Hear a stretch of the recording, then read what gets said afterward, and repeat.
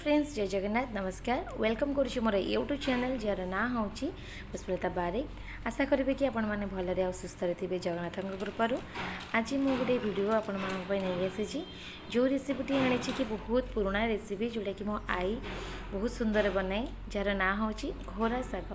आपण मानक मो भिडियोटी देखु आमती लगे भिडियोटी आ रेसिपीटी आपण मैंने निहाती कमेंट बॉक्स में शेयर करेंगे।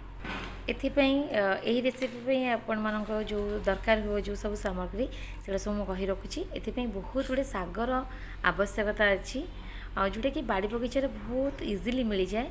जमती मुझे आपण मैंने देखिपे सजना साग, कांसीर पत्र, आउ कंचिका गुड़ा पत्र, सारू पत्र, कखारू पत्र, पोई पत्र, आउ पुरुणी साग, खड़ा साग, ता सहित किसी भेंडी आउ फुटेवाई पियाज, रसुण, लंका, जीरा, सोरिष। आसतु बनइबा। कड़ई प्रथम गरम करने और किसी सोरिष तेल ऐड करवा। तेल ताती आसिले से किसी सोरिष, जीरा आउ शुखला लंका पकेबा। जदि आप फुटण था पकईदे, मो पाखे फुटणा सरी जाता मुझे सोरिष जीरा ऐड कर देपर किसी कटा पियाज, सोरिष और लंका फुटीगला रसुण, किसी कोला रसुण,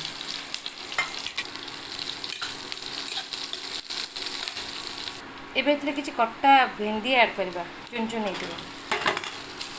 भेंडी अल्प भाजीला सब काटी रखी सब साग को मिक्स साग को आम ये ऐड करवा।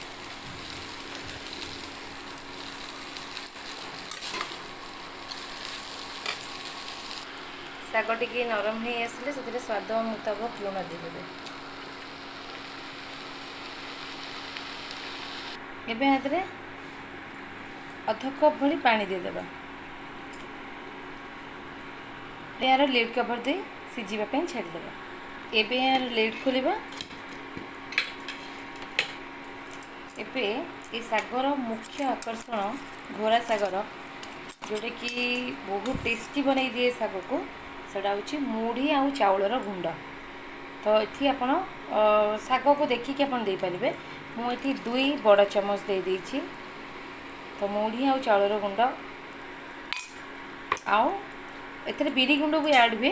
जेहेतु बिरी मो पाखे गोटा बिरी ना कि धुआ बिरी, गोटा बिरी जेहेतु मो पाखे नाला से बिरी स्वाद देवाई बड़ी को हल्का ड्राई रोस्ट करके पकई दे। सबको मिक्स करवा।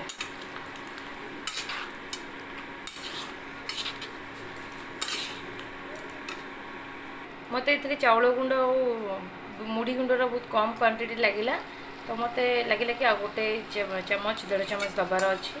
तो से मुझे ऐड कर दूँ। मन रखु बिरी गुंड और चाउल गुंड देलापर से सुखा सुखा हो से पानी देवे। कहीं देवे पानी आपण मानक कहि पड़े पानी दे टे घोड़े देवा आउे सिझापी। सागर ना जेहेतु घोरा साग तो से साग को टी आम घोरीदेवा। घोरीदेवा नुहे डाली भाया ये करदे टे माड़ी माड़ी देवा।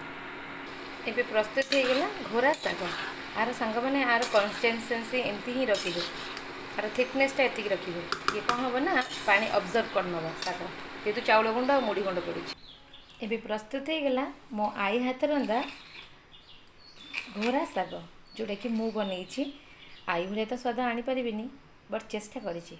आपण मैंने जब जह्नी पकई था ना आहरी टेस्ट 2 गुणित हो जाता। जह्नी तो मो पाखे आवेलेबल नाला जहाँ जमी करके मुझे आपण मैंने घरे करूँ आउ खातु। कमेंट बॉक्स में निश्चय कहे खाई सारिकी कि आपण मानक केमती लगे। रही जय जगन्नाथ। नमस्कार।